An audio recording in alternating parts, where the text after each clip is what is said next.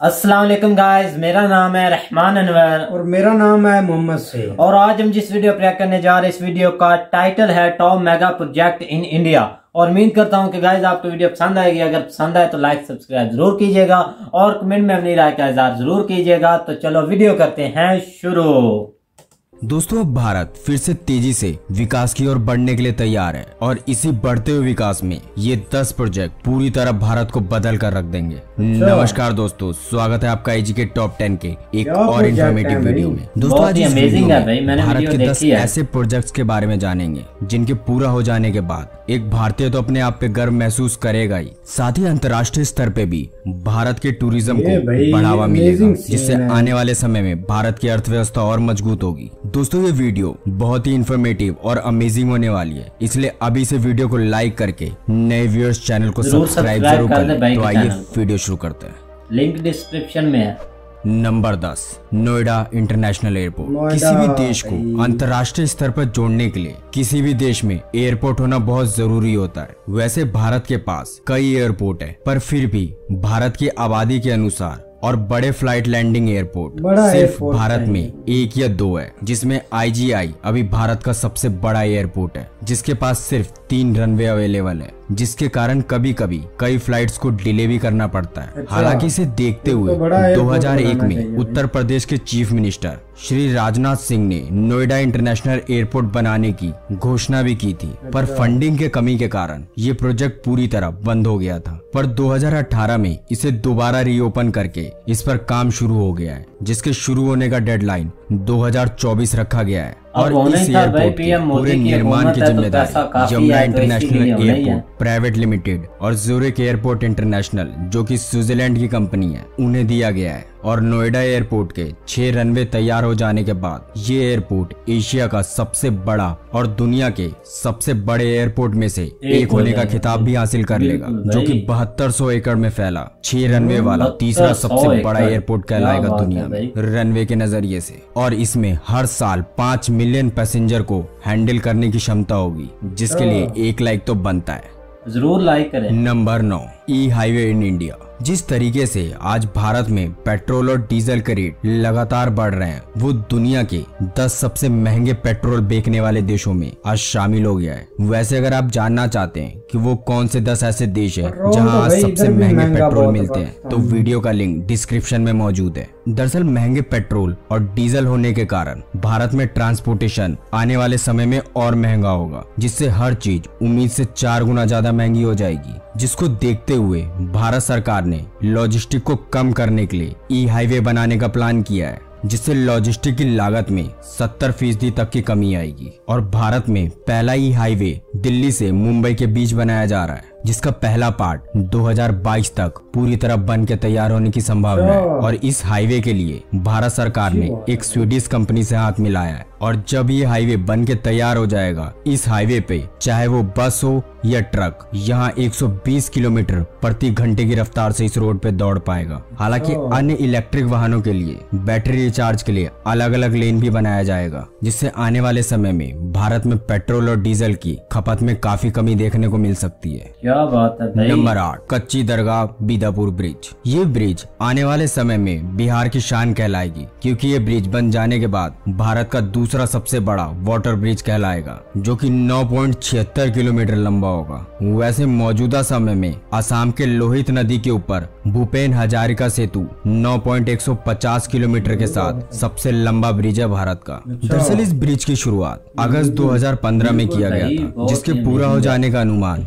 नवंबर 2022 तक बताया जा रहा है। वैसे इस ब्रिज का शुरू होना बिहार के लिए बहुत जरूरी समझा जा रहा है, क्योंकि ये ब्रिज पटना के कच्ची दरगाह से हाजीपुर के बीदापुर को पूरी तरह गंगा नदी के ऊपर से कनेक्ट करेगा, जिसके टोटल रोड को मिलाकर कुल कंस्ट्रक्शन 13.47 किलोमीटर का होगा। और इसके बन जाने के बाद महात्मा गांधी सेतु का लोड लगभग आधा हो जाएगा, जिसकी मौजूदा समय में हालत बहुत ही खराब है और हर दिन वहाँ गाड़ियों का लंबा जाम लग जाता है। वैसे जो बिहार से हैं वो कमेंट करके जरूर बताइएगा कि क्या ये सच है कि महात्मा गांधी सेतु में 6 से 8 घंटे तक का ट्रैफिक जाम लगता है। दरअसल इस ब्रिज को दुनिया की 2 बेहतरीन कंपनियां बना रही है, L&T कंस्ट्रक्शन और दाइवो ENC, जिसको बनाने की कुल लागत 3115 करोड़ बताई गई है।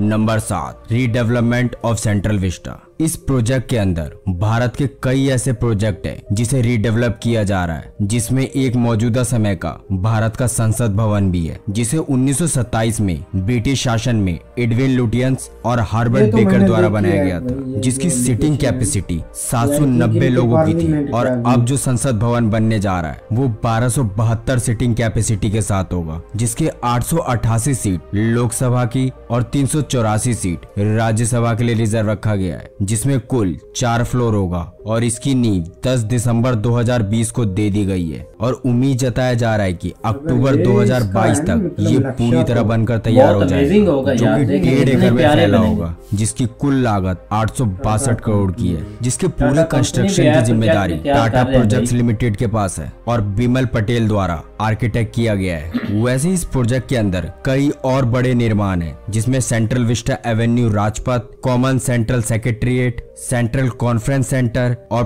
प्रधानमंत्री और वाइस प्रेसिडेंट के लिए उनके रहने के लिए रेसिडेंस और नया ऑफिस भी बनाया जाएगा इस प्रोजेक्ट के अंदर, जिनकी कुल लागत 13,000 करोड़ की है। साथ ही इसके पूरा करने की डेडलाइन 2024 तक रखी गई है। इसके अलावा इन सभी बिल्डिंग को पूरी तरह से भूकंप रोधी और हाई टेक्नोलॉजी से बनाया जा रहा है, जिसके पूरा हो जाने के बाद ये सारे भवन विश्व भर के आकर्षण का एक केंद्र बन सकती है। Number 6, Indian river interlinking project. आज भारत में कई राज्य ऐसे हैं जिन्हें हर साल बाढ़ का सामना करना पड़ता है, तो कई राज्य ऐसे हैं जहां पीने का पानी या ठीक से सिंचाई तक का पानी उस राज्य को पूर्ति तक नहीं हो पाता है, जिसको देखते हुए 1999 में श्री अटल बिहारी, जो उस वक्त के प्राइम मिनिस्टर थे, इस योजना को पुनर्जीवित किया और इसको भारत में शुरू करने का आदेश दिया था। पर सरकार बदलते ही इस प्रोजेक्ट पर पूरी रोक लग गई और अब लगभग 20 साल बाद इसे दोबारा शुरू किया गया। और हाल ही में कुछ समय पहले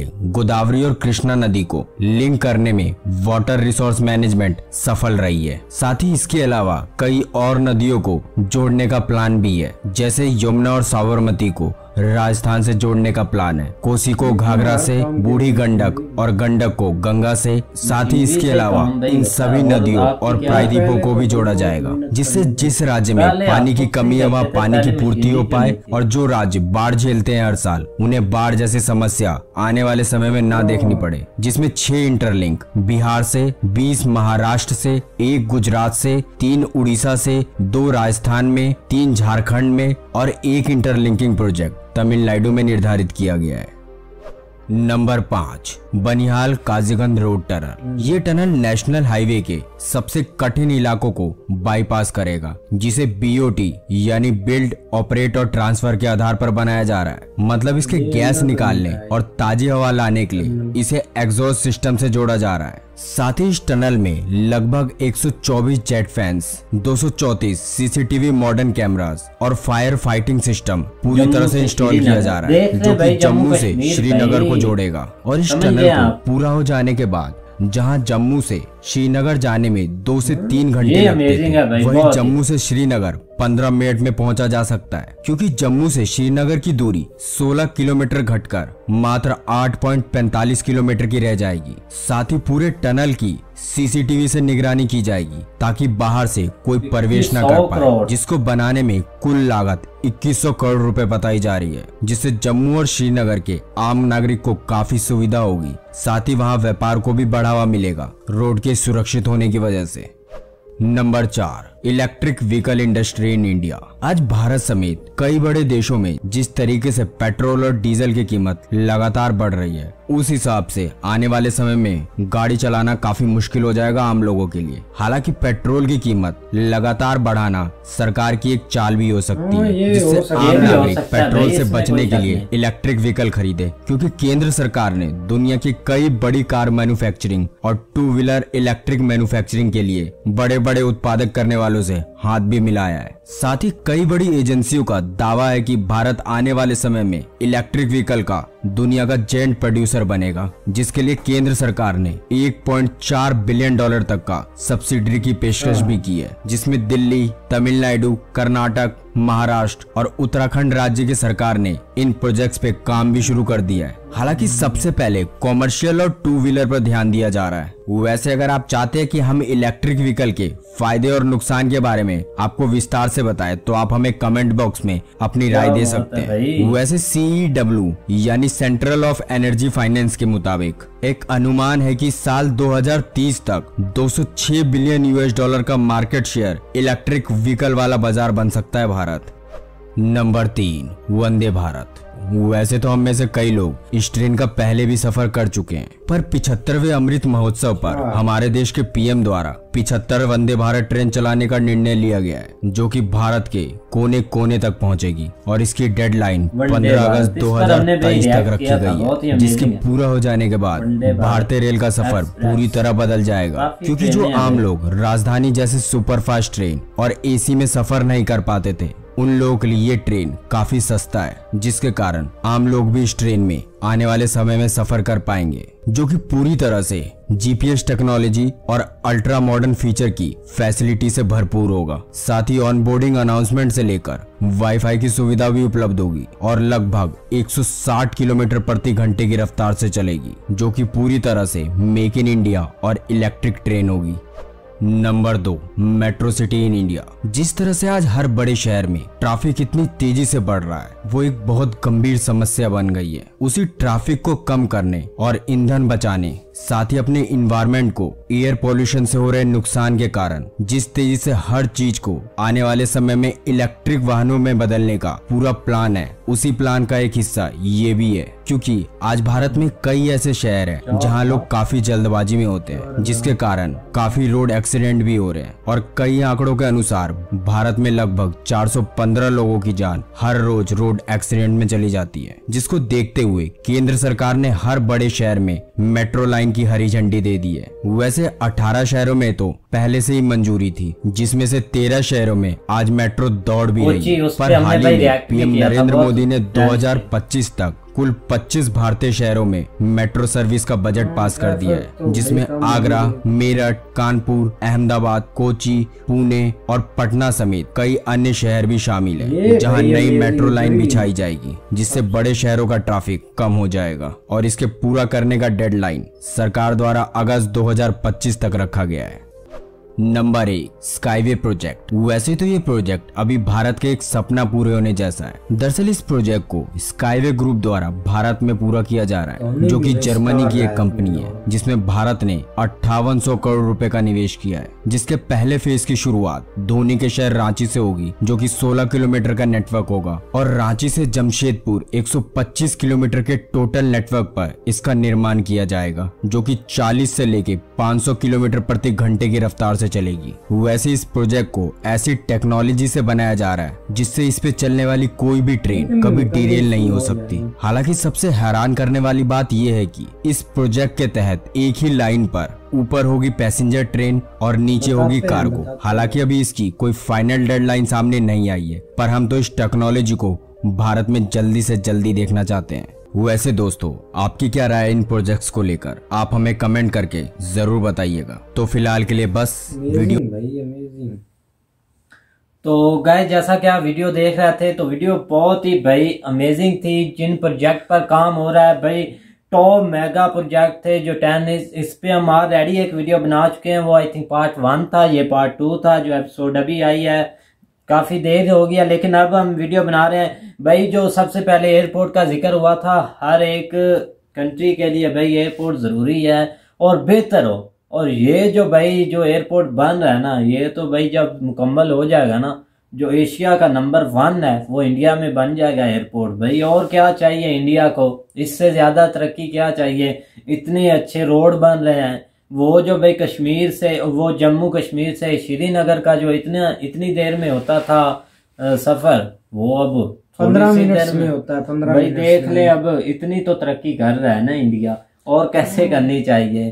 तो लेकिन ये जो प्रोजेक्ट पर काम हो रहा है ना, इससे तो मतलब कोई मतलब ना खुश नहीं होगा, मतलब सब भी खुश हो गए। अगर मुल्क में प्रोजेक्ट पर काम होता है तो इससे बेदिली खुशी होती है सबको यार, होनी है, क्योंकि इससे दूसरी कंट्री को भी कुछ ना कुछ सबक मिलता है कि हम भी अपने देश में ऐसे रोड बनाएं, ऐसा कुछ व्हीकल गाड़ियां चलाएं कि इलेक्ट्रिक गाड़ियां। बिल्कुल, आपने आज से कुछ दिन पहले, कुछ दिन तो नहीं 2-3 दिन पहले हमने हिंदुस्तान स्पेशल की वीडियो देख रहे थे, तो वहां पे एक एंकर साहब बोल रहे थे जो पाकिस्तानी थे, वो बोल रहे थे कि अगर आप कोई अच्छी चीज नहीं ना कर सकते तो दूसरों की कॉपी तो कर लेना। इसी लिहाज से अगर आप यहाँ कुछ नहीं कर रहे तो भाई इंडिया की कॉपी कर ले। अब इतने प्रोजेक्ट पे काम हो रहा है, हर प्रोजेक्ट भाई 2000 जो कोई 23 में, कोई 24, 25, 26, 27, हर साल में कोई ना कोई प्रोजेक्ट कंप्लीट होने वाला है। और जब कोई भी कंप्लीट होता है प्रोजेक्ट तो भाई यही समझे कि इंडिया समझते जाए आप, मुल्क का भाई होता है ना, फायदा भी होता है, इकोनॉमिक भी बढ़ती है भाई, फॉरेनर भी आकर एंजॉय करते हैं, पैसा खर्चते हैं हमने मुल्क में, तो इंडिया टैक्स देते हैं, तो इससे मतलब काफ़ी मसाइल भी इतने नहीं होते और काफ़ी फायदेमंद भी हो जाता है। बिल्कुल भाई, जो अब एक जो फॉरेनर, फॉर एग्जांपल एक फॉरेनर आता है इंडिया में, मतलब कि वो व्लॉग ही बना लेता है, अच्छे रोड दिखाता है, ड्रोन शूट लेता है, उसका व्लॉग भाई अब फॉरेनर भी देखेंगे तो वो इंडिया कितना खूबसूरत है ना। ऐसे ही फायदा हो जाता है हर चीज में भाई, हर चीज में आगे। जो आपने ट्रेन वो देखी, वो जो स्काई लैंड वाली है भाई, वो तो भाई वो ब्रिलियंट थी, वो काफी अमेजिंग थी भाई। हवा में उड़ेंगे इंडिया वाले हवा में स्काई लैंड में भाई, वही ऊपर जो चलनी है। और उससे हटकर भाई काफी प्रोजेक्ट पे काम हो रहा है, ब्रिज बन रहा है भाई, और क्या चाहिए। उत्तर प्रदेश में काफी काम हो रहे हैं, तो इस लिहाज से ना मतलब कि काफी अच्छे जो प्रोजेक्ट हैं, जो काम हो रहा है ना, इन पर अच्छे प्रोजेक्ट हैं। और बहुत ही आने वाले दिनों में इंडिया आगे और चला जाएगा, चला काफी गया और चला जाएगा। और उम्मीद करता हूं कि गाइस आपको वीडियो ये पसंद आएगी। अगर पसंद आए तो लाइक सब्सक्राइब जरूर कीजिएगा और कमेंट में अपनी राय का इज़हार जरूर कीजिएगा। अल्लाह हाफिज़।